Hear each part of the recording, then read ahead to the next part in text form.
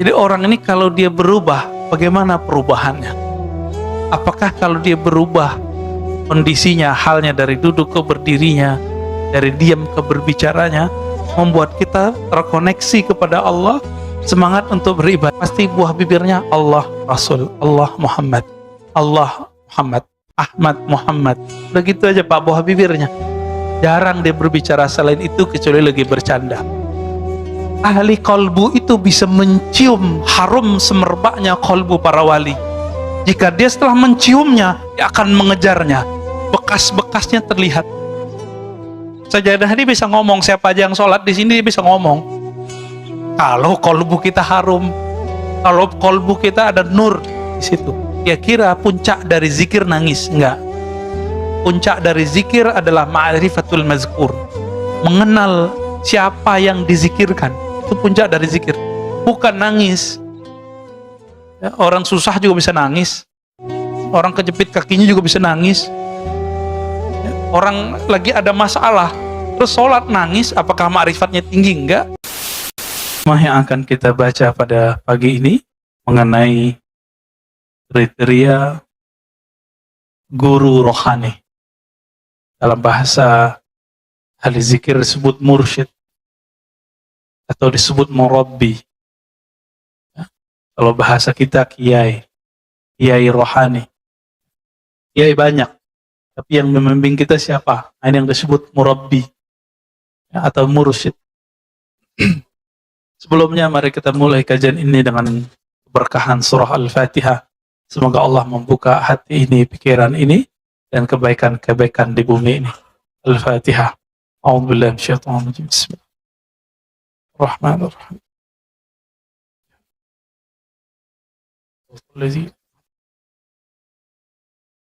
Amin.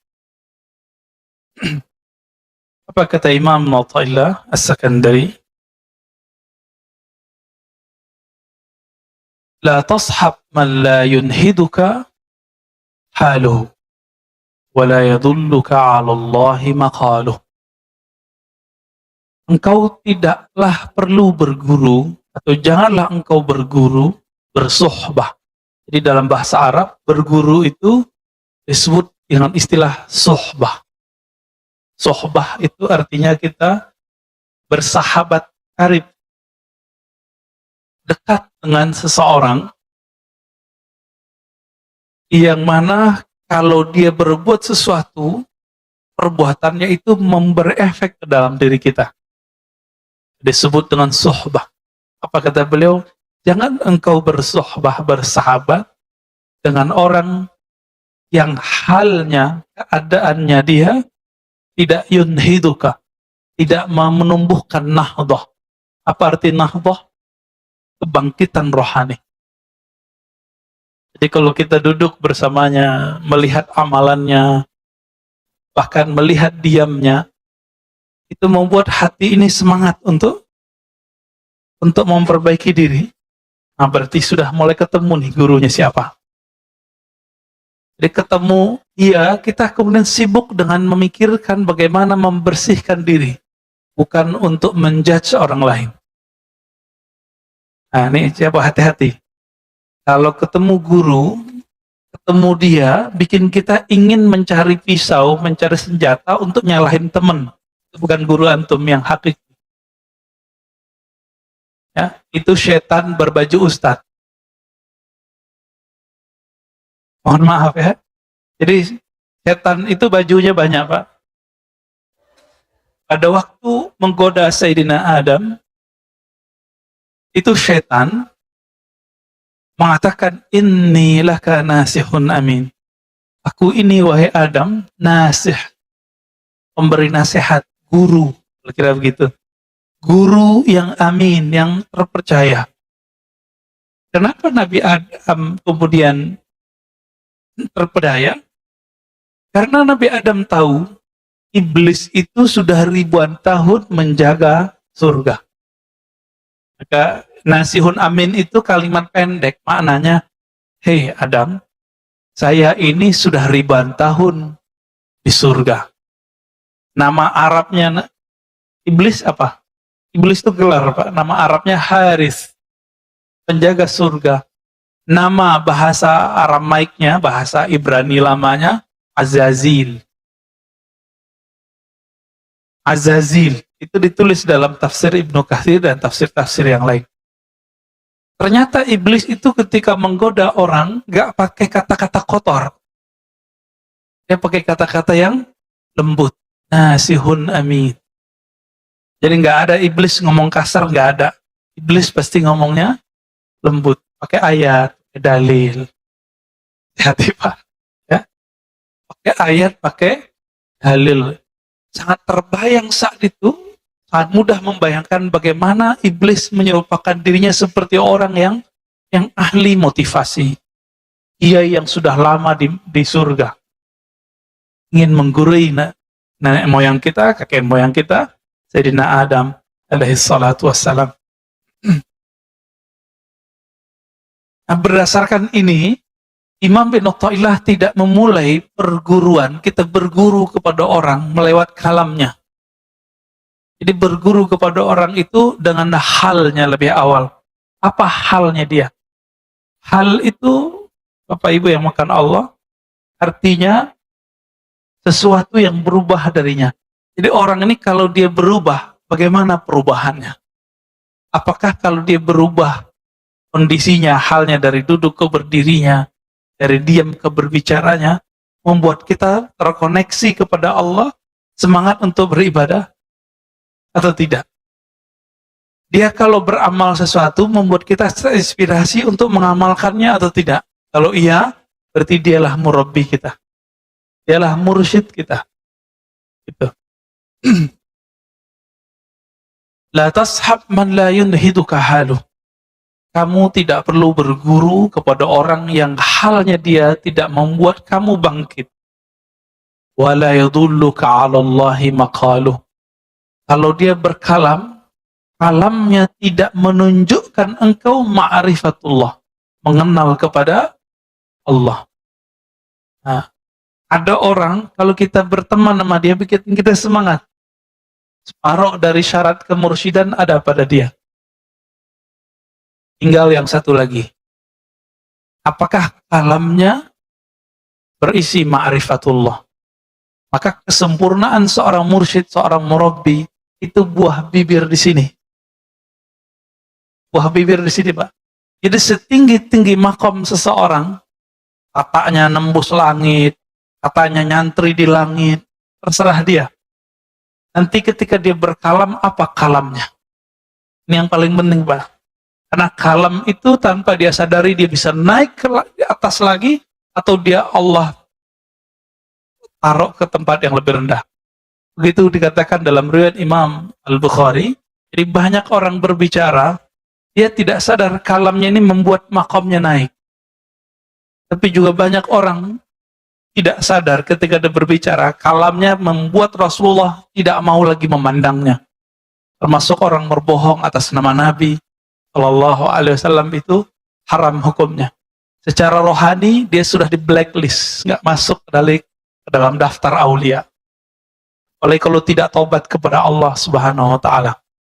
Ini lagi banyak ini ya. Mohon maaf Pak.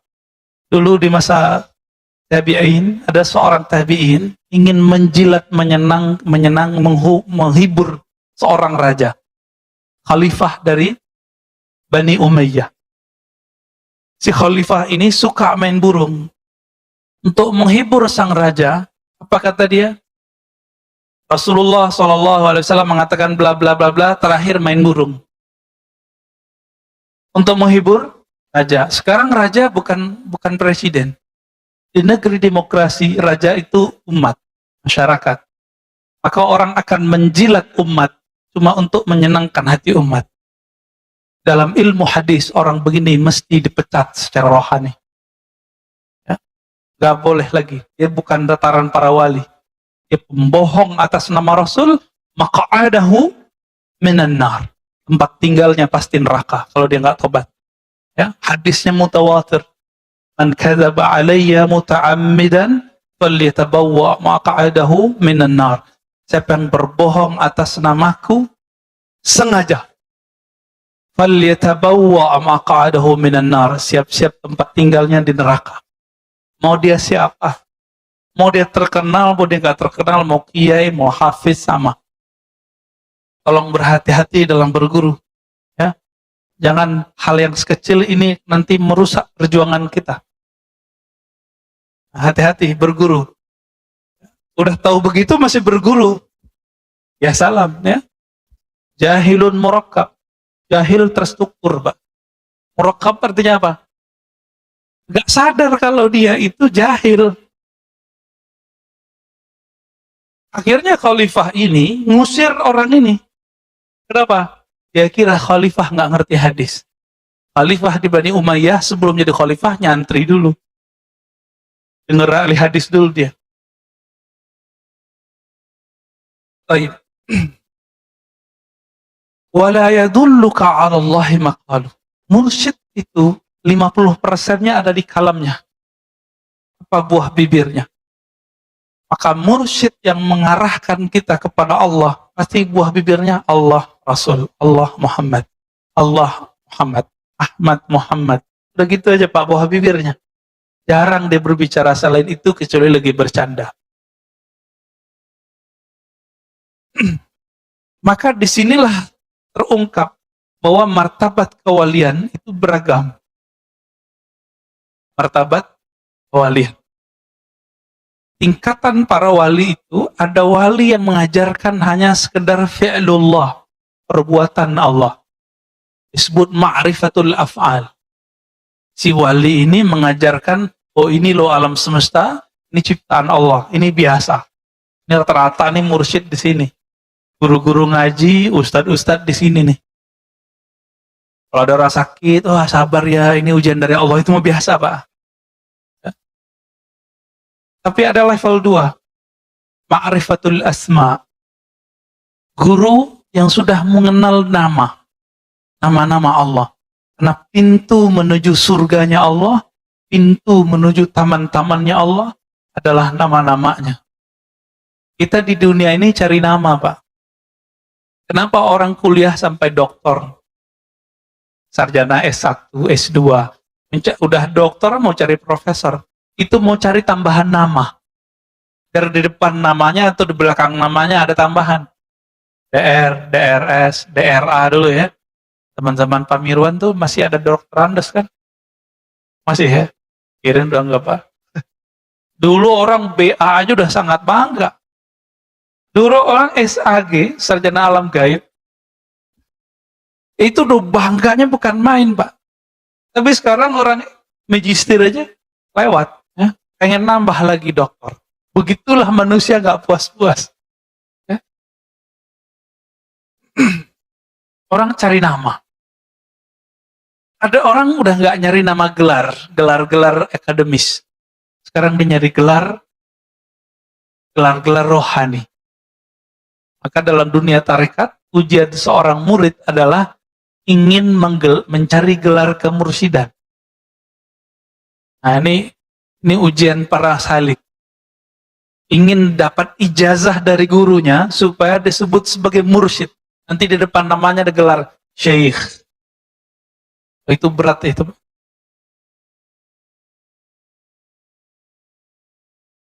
Jadi mencari nama itu betul-betul hobi kita. Kita cari nama. Mulai dari gelar. Nggak cukup di situ, di masyarakat orang mau cari gelar. Pak RT, Pak RW, itu gelar juga. Kiai. Nah, kiai ini kan terbagi dua.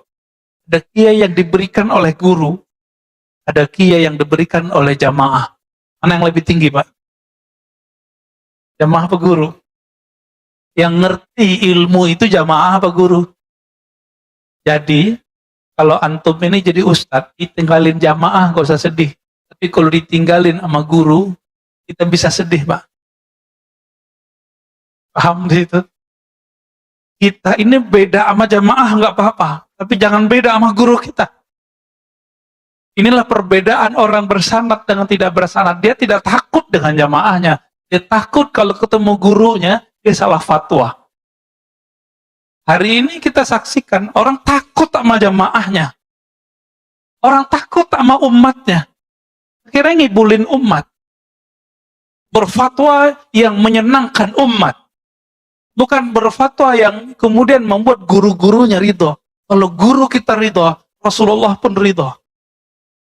Kalau Rasulullah ridho, pasti Allah pun ridho. Ini yang saya sebut tadi. Jika dulu orang menjilat kepada raja-raja, karena dulu monarki di zaman Bani Umayyah. Sekarang raja itu rakyat, umat. Maka orang sekarang kan menjilat kepada umat, mencari popularitas. Takut ratingnya jatuh. Takut nggak dipanggil ustadz lagi. Takut nggak ngajar lagi. Maka dia berbohong atas nama Rasul, berbohong atas nama Allah Subhanahu wa taala. Naudzubillah min dzalik. Jadi hati-hati cari guru, jangan merusak rohani kita cuma karena kita berguru kepada orang seperti ini. Bapak Ibu makan Allah. Satu kali Nabi SAW ditanya mengenai man khairun nas. Di riwayat lain, man awliyaullah. Siapakah manusia terbaik? Siapakah wali-wali Allah? Apa kata Nabi? Yang orang-orang yang jika engkau pandang mereka, memandangnya, membuat kita teringat Allah Subhanahu wa taala. Berkumpul dengan mereka, berkalam-kalam dengan mereka, membuat hati kita terarah menuju Allah Subhanahu wa taala.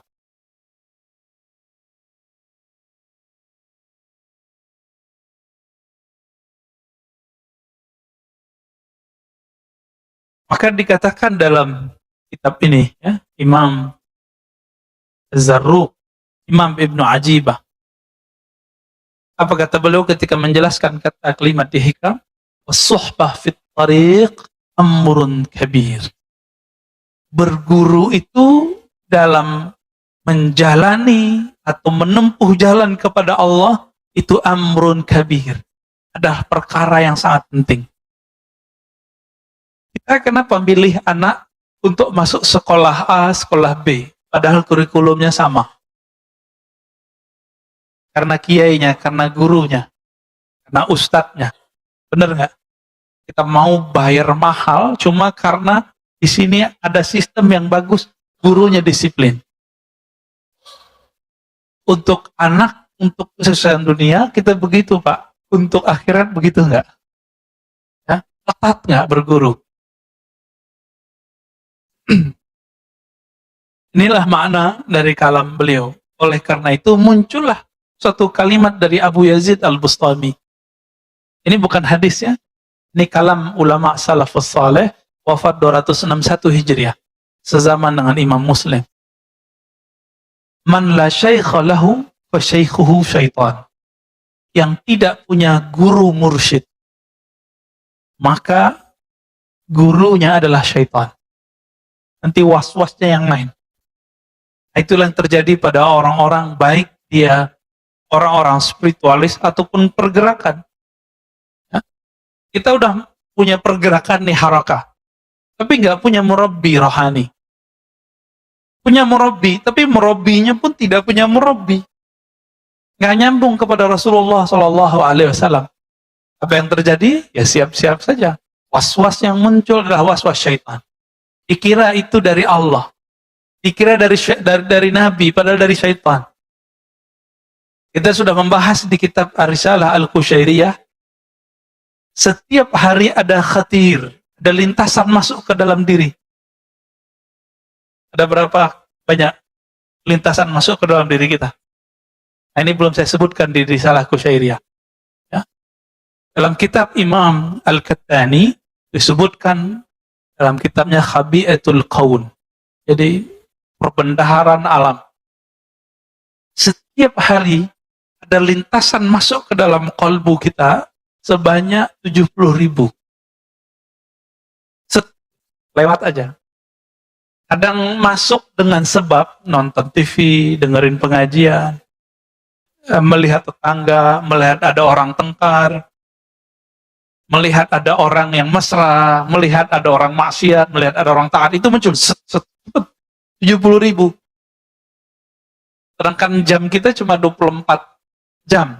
Tinggal dihitung Pak, berapa detiknya itu. 70.000 masuk setiap hari. Kalau itu tidak dibarengi dengan cahaya kolbu, maka lintasan ini belum tentu dari Allah. Jika lintasan itu dari Allah, ciri-cirinya bertambah ma'rifatnya kepada Allah. Dia mengenal Allah lebih banyak. Nomor 2, jika itu berisi perintah kebaikan, maka dia dari malaikat. Jika itu bersumber dari diri kita, biasanya tumbuh syahwat.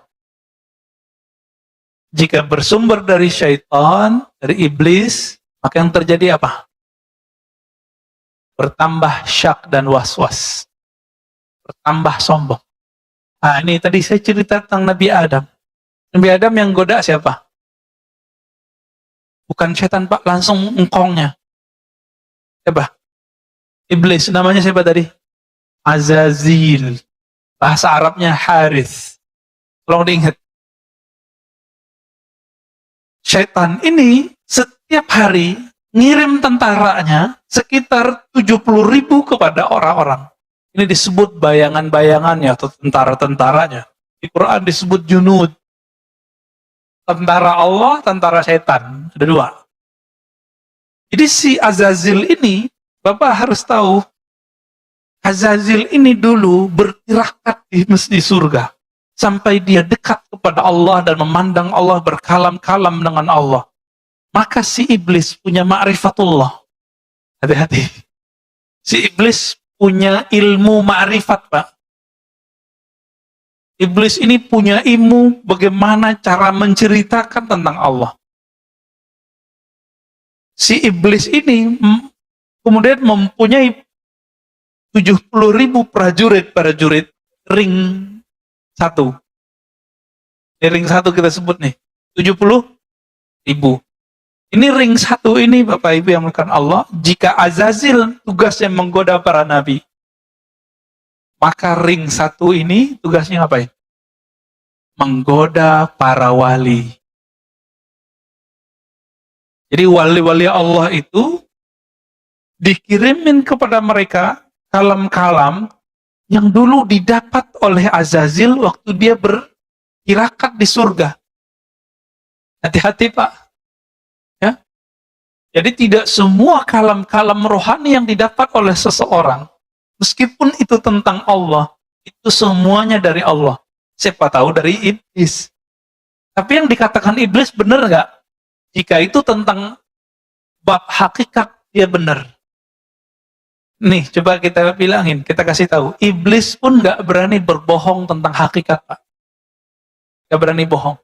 Jadi kalau dia cerita tentang keesaan Allah, keindahan Allah, itu dia nggak berani bohong. Maka ketika si tentara-tentara iblis ini, ring 1 ini turun kepada para wali, kalam yang didapat wali jika dia dapat ilham, itu persis sama seperti yang didapat dengan iblis. Persis sama. Kalau enggak, mana mungkin Nabi Adam bisa terpedaya? Mana mungkin seorang barat sisa itu bisa tergelincir? Enggak mungkin. Terus bagaimana caranya? Makanya kalimat belakang dari teks ini, wala yadulluka 'alallahi maqaluh. Tidak mengajarkan kepada Allah tentang Allah kalamnya. Tentang Allah itu dibagi 4. Untuk fisik namanya hukum syariat. Untuk nafsiyah kita, jiwa kita namanya thariqah. Untuk pemahaman kita namanya haqiqah. Untuk keilmuan kita disebut dengan ma'rifah. Ini pembagian begini, ulama kita yang bagi, Pak. Ya. Sebagaimana ahli fikih boleh membagi hukum, ahli hadis boleh membagi jenis-jenis hadis, maka ahli qalbu pun membagi supaya muridnya gampang memahami.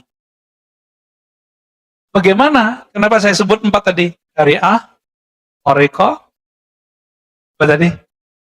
Haqiqah, hakikat, ma'rifat. Si iblis bawa ma'rifat paling ujung. Jadi semua orang beramal supaya dapat paling ujung ini.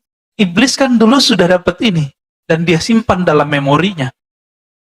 Dia kirimlah memori itu kepada tentaranya, ring satu tadi. Tentaranya ini datang kepada wali-wali, membisikkan hal yang sama. Cuma ingat, nomor 2, 3, dan 4, iblis bisa menyamar. Tapi nomor 1, yang paling bawah tadi apa? Syariat. Iblis nggak bisa nyamar, Pak. Iblis nggak bisa nyamar. Jadi setinggi-tinggi makom seorang wali kiai, itu tetap testing awal dan akhirnya itu di syariat. Dan itu terlihat dari kalamnya. Maka gampang ngecek ini wali Allah atau wali setan. Ini mohon maaf nih, di antara wali-wali itu, ada wali namanya wali sufi. Karena dia soleh. Ada wali namanya malamatiyah. Malamatiyah ini wali, tapi tidak mau menunjukkan kesolehannya. Jika mereka ada di sisi kita, mereka itu ujian bagi kita, Pak. Mereka itu nguji Pak Mirwan. Sholatnya nanti khusyuk atau ingat orang itu.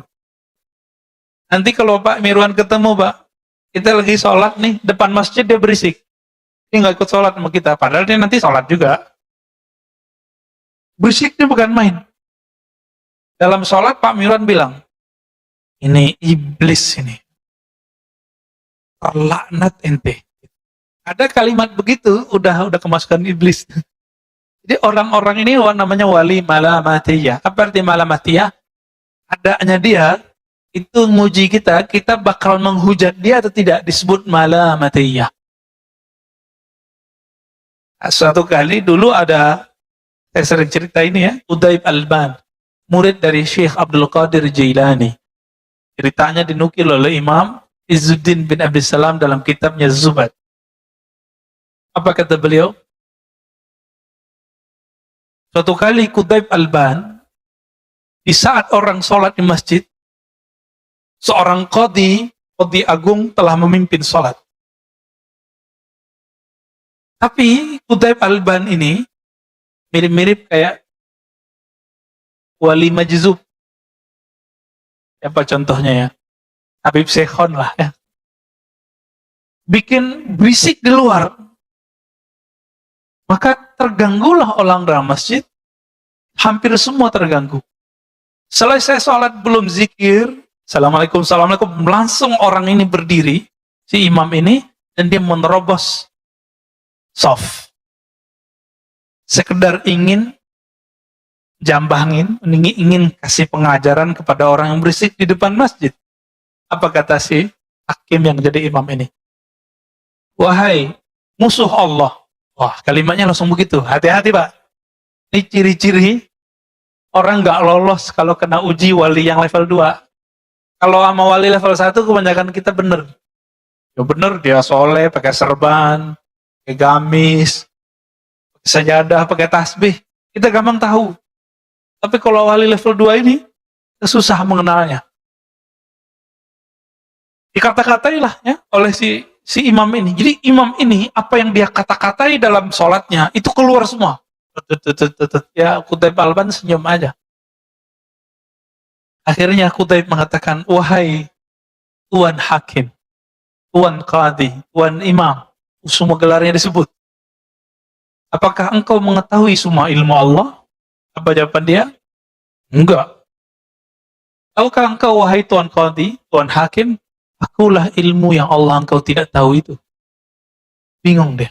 Baru situ Pak, dia kemudian melepaskan orang ini. Baru dia sadar. Oh iya juga ya.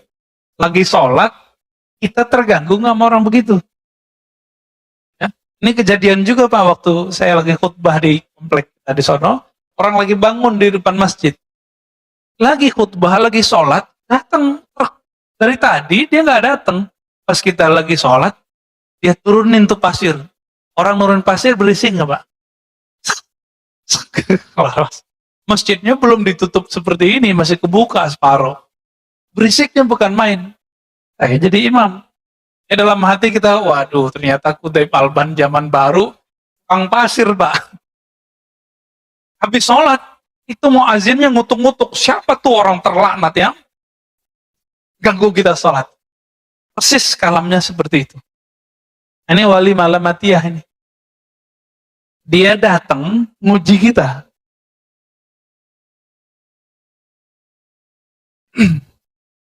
Tapi ada wali yang ketiga, wali setan.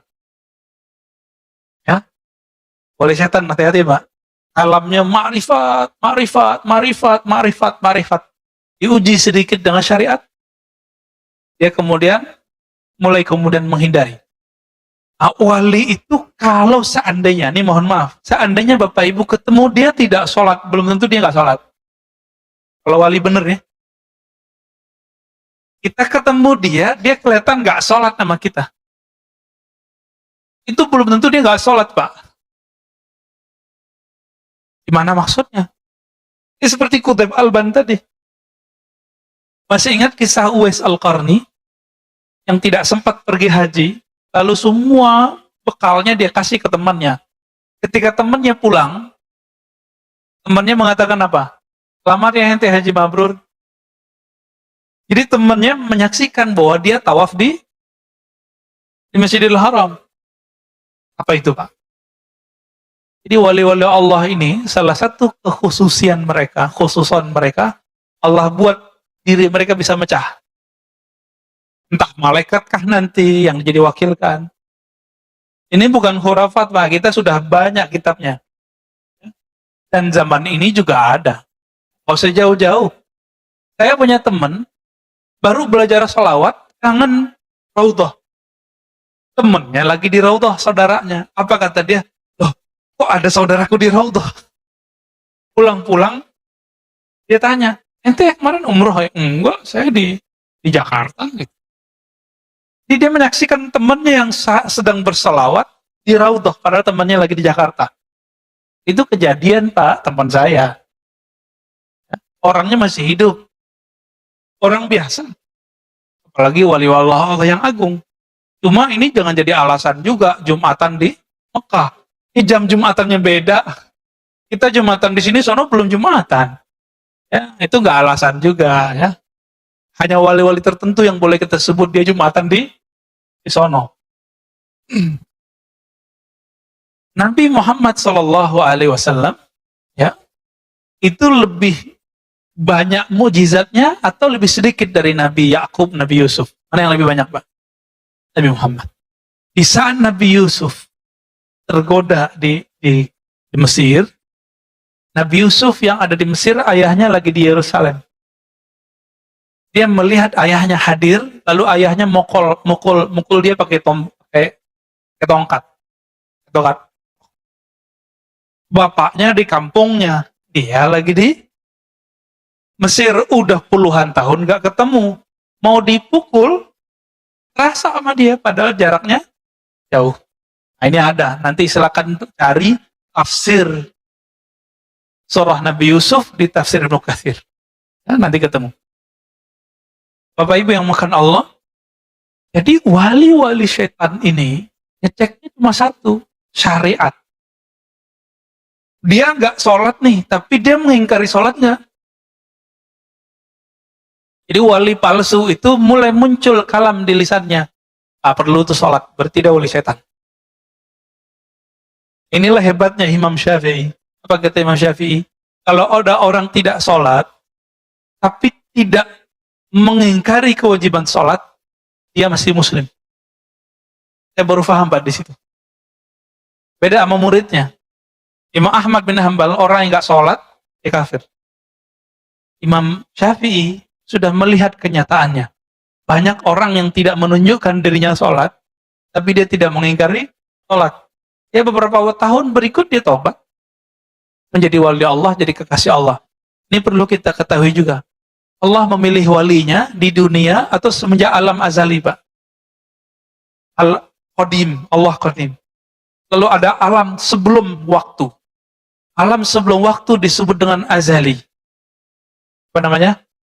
Azali. Jadi kalau ada kiai nyebut azal, itu dia maksudnya.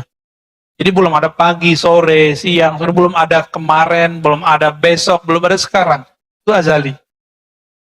Alam azali, di alam azali ini Allah sudah hembuskan nafas. Maka muncullah cahaya. Dan Allah sudah tetapkan siapa yang jadi wali-walinya. Jadi walaupun ini di dunia ini orangnya sekarang maksiat, selama dia tidak mengingkari syariat dengan kalamnya, maka dia mungkin nanti bisa jadi wali Allah. Bapak masih ingat kisah Fudail bin Iyad? Itu perampok, Pak. Fudail bin Iyad itu perampok. Jadi dia kalau ada orang lewat, ya mirip-mirip kayak apa tuh kalau sekarang tempat yang sepi terus ada yang jambret gitu ya. Mirip-mirip begitu. Ini Fudail. Tapi karena rohnya adalah bibit kewalian, ada satu saat membuat dia nanti jadi titik baliknya, dia menjadi kekasih Allah Subhanahu wa Ta'ala. Junaid al-Baghdadi itu jadi kekasih Allah karena apa? Titik baliknya, rohaninya sudah jadi wali, tapi dia belum sadar. Junaid ini kan pegulat. Dia pegulat. Jadi kalau gulat Pamiruan sekali sentil jatuh ya. Junaid. Jadi kalau sekarang jawara lah. Suatu kali untuk hal yang lebih besar, hadiahnya gede, dia berlawanan dengan seorang Habib zuriat Rasul. Apa kata zuriat ini udah tua? Junaid masih muda. Maka wali ini bisa jadi muda. Hei Junaid, ente tahu nggak siapa saya? Saya adalah zuriat Nabi. Saya banyak hutang. Saya banyak anak. Saya butuh fulus untuk bayar hutang dan memberi anak saya makan. Nanti kalau ente sayang sama Nabi, sayang sama zuriat Nabi, pura-pura kalah ya. Oh berat Pak. Mau dapat ribuan dinar, tapi dia harus ngalah. Akhirnya dia pura-pura jatuh dan pura-pura kalah. Disitulah dia jadi wali. Ketika dijatuhkan, di situ Allah kemudian angkat kalbunya. Karena dia mencintai zuriat Nabi Sallallahu Alaihi Wasallam. Mencintai zuriat Nabi belum tentu kita mengikuti kalamnya. Belum tentu kita mengikuti perbuatannya. Cinta aja. Apa kata Nabi? Hibbu ahla baiti hubban li. Cintai ahlu baitku karena engkau mencintaiku. Batas itu. Jika ahlu bait ini tidak ikut Nabi, kita nggak ikut. Kita nggak ada urusan. Inilah makna ya. Man la syaikha lahu syaikhu syaitan. Yang tidak berguru, gurunya syaitan. Dia sudah tahu cara ngecek ini orang wali Allah, wali malamatiyah, wali sufi, wali malamati, dan wali syaitani. Apa bedanya? Dia ingkar syariat atau tidak? Dengan kalam, Pak. Ini di kalam, bukan di perbuatan. Tapi di kalam. Jadi mau dia bermaksiat 70.000 kali setiap hari, selama dia tidak menghalalkan maksiatnya, dia bisa berbakat jadi wali. Tapi mau dia sholat 1000 rakaat, kalamnya kalam ma'rifat, setiap hari bermajelis dengan Allah, tapi dia bilang, sholat tidak wajib, yang halal haram. Udah Pak, itu wali setan. Dari mana kita tahu? Kita tahunya dari kisah Syekh Abdul Qadir Jilani. Datang kepadanya setan berupa cahaya, setan yang ring satu tadi. Membawa ma'rifat iblis, ma'rifat iblisiyah. Dengan semua kalam-kalam yang mirip dengan kalam yang didapat oleh para nabi dan para wali yang lain. Tapi di ujung, jadi ini berhari-hari, bahkan bertahun-tahun, Syekh Abdul Qadir Jilani dapat kalam-kalam rohani, isinya ma'rifat. Itu dia terima, iya. Ketika si yang punya kalam ini mengatakan, tahukah engkau, wahai Abdul Qadir Jilani, semenjak detik ini, semua yang haram halal bagimu. Langsung Syekh Abdul Qadir Jilani senyum. Iblis nih. Iblis ring. Tapi Imam Junaid ditanya, mungkinkah seorang wali berselingkuh? Mungkinkah seorang wali bermaksiat? Mungkinkah seorang wali terjebak korupsi? Mungkin. Selama dia tidak menghalalkan itu. Selama dia tidak menghalalkan itu. Itulah rahasianya. Kenapa pembohong atas nama Rasul langsung tempatnya di neraka, Pak? Karena di kalam. Di kalam ini penting sekali.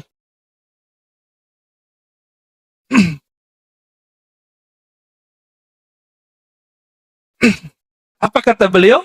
Al-insan kasyajaratin nabita fil khala.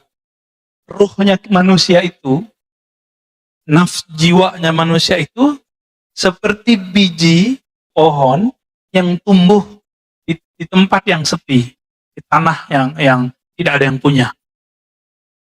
Kalau dia tidak punya guru, ibarat si biji itu kemudian tidak dipindahkan ke tempat yang bagus, lalu tidak dipupuk, tidak dirawat, tidak dipotong rumput-rumput yang ada di sekitarnya, tidak digemburin tanahnya.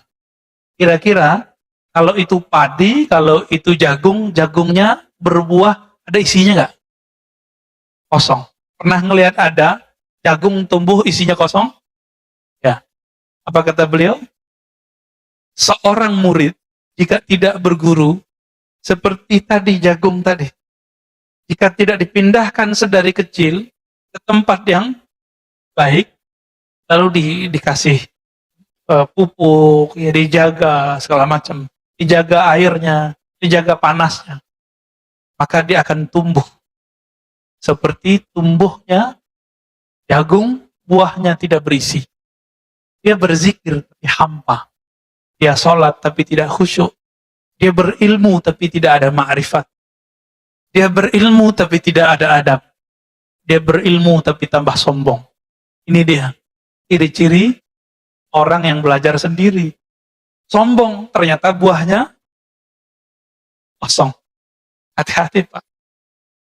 Ada juga orang yang dirawat, tapi dipetik sebelum matang. Nah, ini ada lagi nih kasusnya. Dia sudah dirawat, tapi nggak sabaran. Dia dipetik sebelum matang.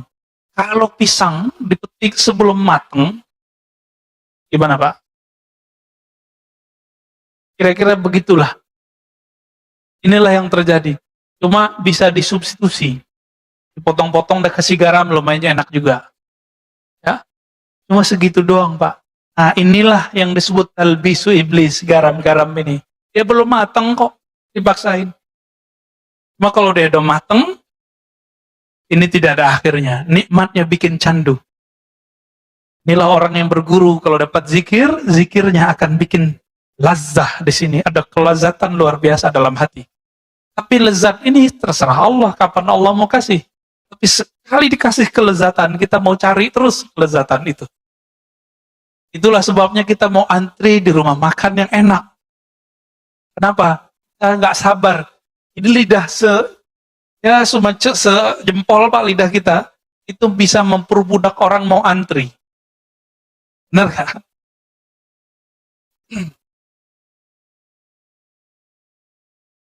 Itulah sebabnya, Bapak yang melakukan Allah, orang-orang yang tidak berguru, meskipun bijinya bagus, nggak jadi.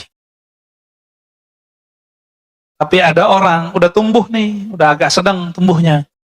Dilihat oleh seorang petani, wah ini kasihan nih, kita pindahin. Nggak telat kok, masih bisa tumbuh. Sebelum nyawa ini berpisah dengan badan, belum ada kata telat. Berguru dari ahli ma'rifatullah yang bersyariat, yang mengindahkan syariat dengan kalamnya. Ya. Ada orang soleh secara zahir, tapi kalamnya merendahkan orang, berbohong atas nama Rasul. Kita nggak masuk itu. Kita nggak masuk itu, Pak. Ya. Ini sudah melanggar adab-adab Nabi. Nah, di sini bagian terakhir yang mau saya sampaikan. Masih panjang ya, musyuruk. Ada kriteria syekh yang ideal. Mau cari guru yang ideal, ini dilengkapi di sini oleh Imam Ibnu Ajibah mensyarah kitab Hikam. Ilmun sahih. Pertama, ilmunya harus sahih. Itu yang tadi saya katakan. Ilmu yang sahih itu, ma'rifatnya tidak membuat dia membatalkan syariat. Ya.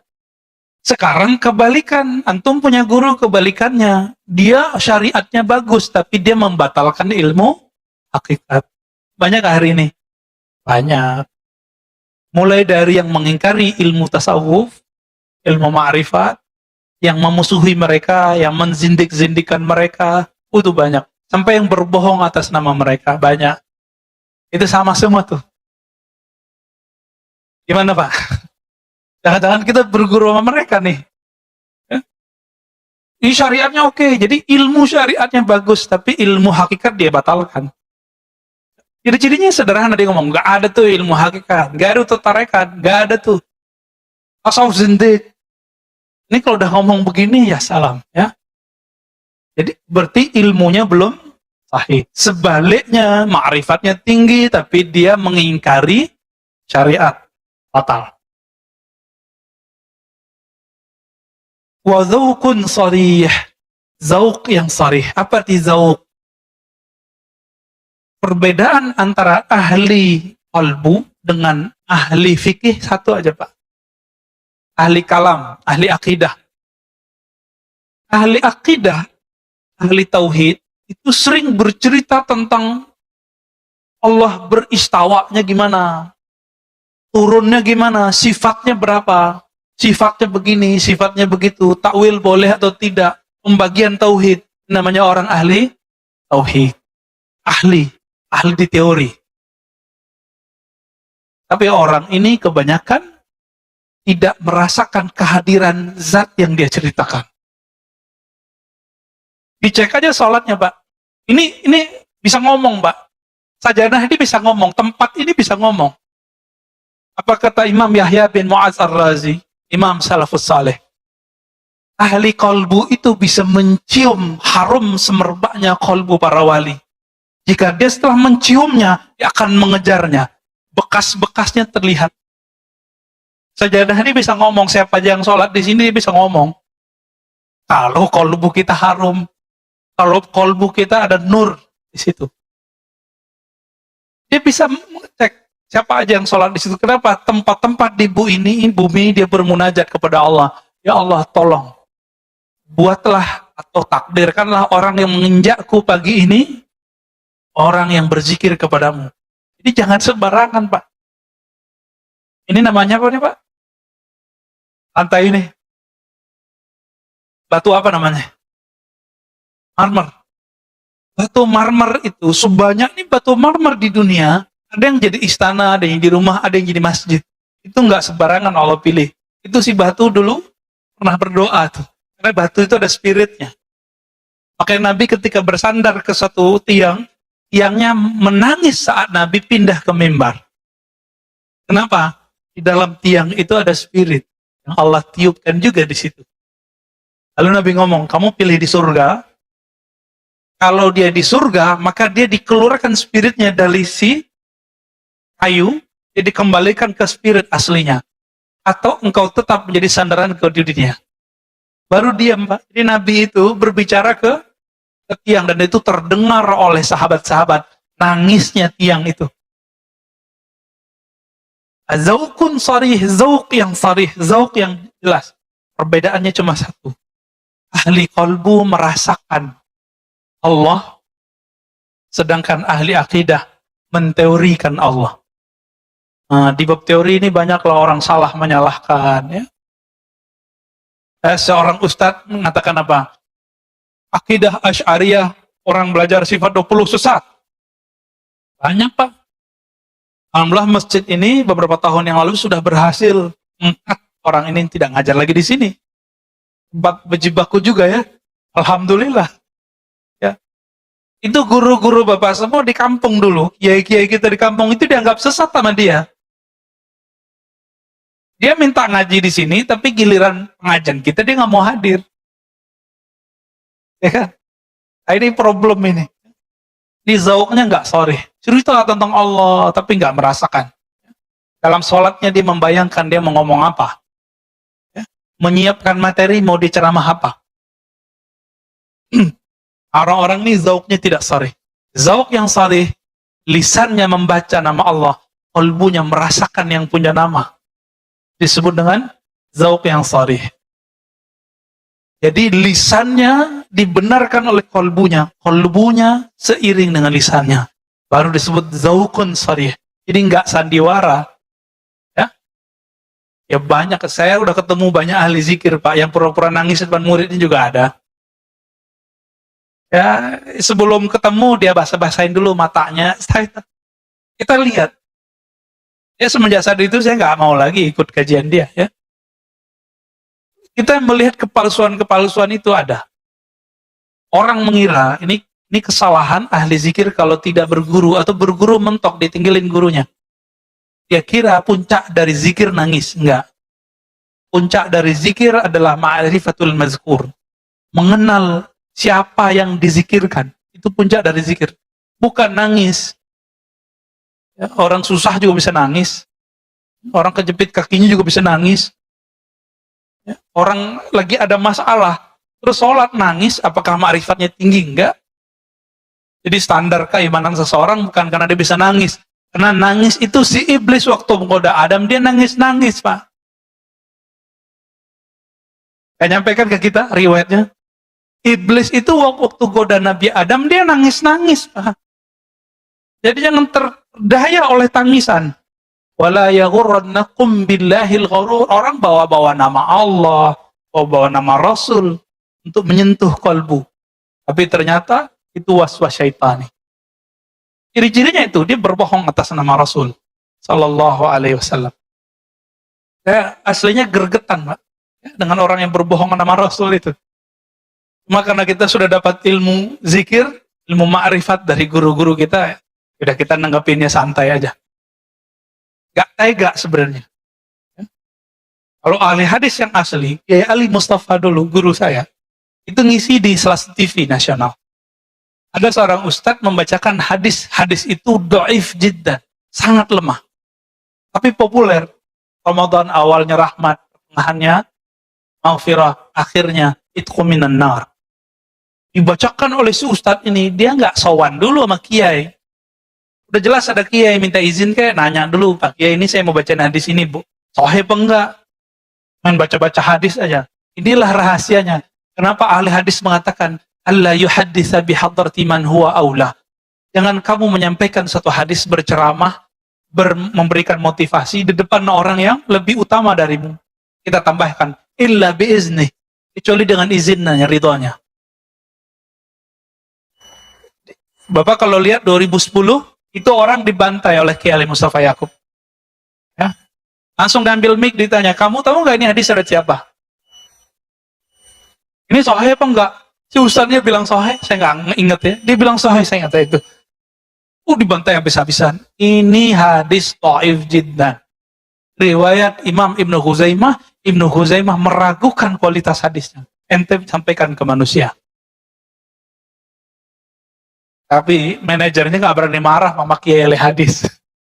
Galak duluan soalnya. Baik. Kemudian ada himmah aliyah. Si guru ini nggak boleh dia orangnya mudi. Tahu mudi nggak, Pak? Mutan. Si guru ini karakter ketiganya semangatnya tinggi, langsung sampai kepada Allah. Ciri-ciri orang begini, dia ini hatinya sensitif, tapi dia mengalah dengan hati yang sensitif itu untuk kepentingan jamaah muridnya. Jadi biarlah saya makan hati, yang penting jamaah saya nyampe kepada Allah. Bukan malah ngibulin jamaah. Ya. Dia mau berkorban untuk muridnya, berdoa untuk muridnya, siang malam dia mendoakan muridnya, melebihi dia mendoakan anaknya sendiri. Ini yang disebut himmah aliyah. Udah ketemu belum Pak guru begini? Doakan murid tiap hari. Orang tua aja cuma doain anaknya biar dapat rezeki yang banyak. Mana orang tua berdoa, ya Allah, kumpulkan kami bersama keluarga kami, anak-anak kami di surga.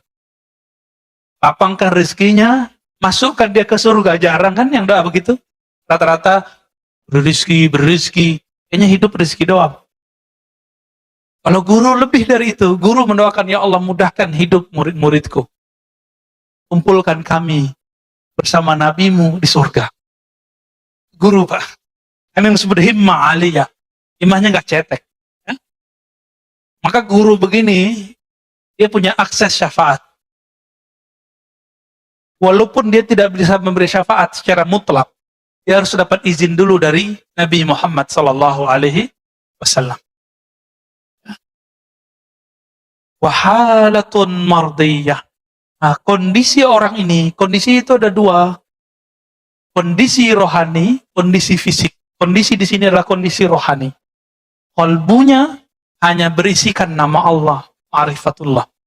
bukan dunia. Ini yang disebut hal. Hal artinya perubahan-perubahan. Keadaan dia kalau berubah dari Allah Rasul, Allah Rasul, Allah Rasul, udah gitu aja. Cintanya cinta Allah, cintanya cinta Rasul. Kalau sudah ketemu orang begini, Bapak ambil ilmu dari dia. Karena apa? Karena dialah yang disebut al-mursyid al-kamil. Mursyid yang ideal. Yang pertama apa tadi? Ilmunya sahih. Syariat, tarekat, hakikat, ma'rifat. Tidak boleh bertentangan. Yang kedua, apa yang kedua? Zaukun sahih. Dia lahir batinnya sama.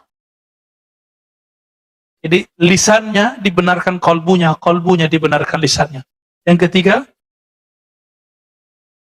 himmah aliyah. Semangatnya tinggi, tidak gampang futur. Yang gampang futur siapa? Futur ini don. Mudi. Itu jamaah murid. Jadi kalau guru nggak boleh futur. Ya, nggak boleh tersinggung dikit, kemudian nggak mau ngajar lagi, nggak. Ya. Yang keempat, Pak Mirwan senyum-senyum, kayaknya ada yang kena nih ya. Yang keempat, halnya mardiyah. Jadi dia kalau berubah, perubahannya selalu mengarah pada ridho Allah Subhanahu wa Ta'ala. Semoga kita bertemu dengan mereka.